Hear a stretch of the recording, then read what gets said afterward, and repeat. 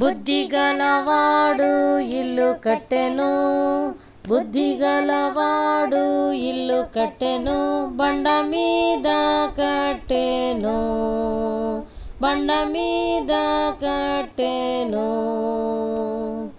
వానలు కురిసి వరదలు వచ్చెను, వానలు కురిసి వరదలు వచ్చెను, వాని ఇల్లు నిలిచెను, వాని ఇల్లు నిలిచెను.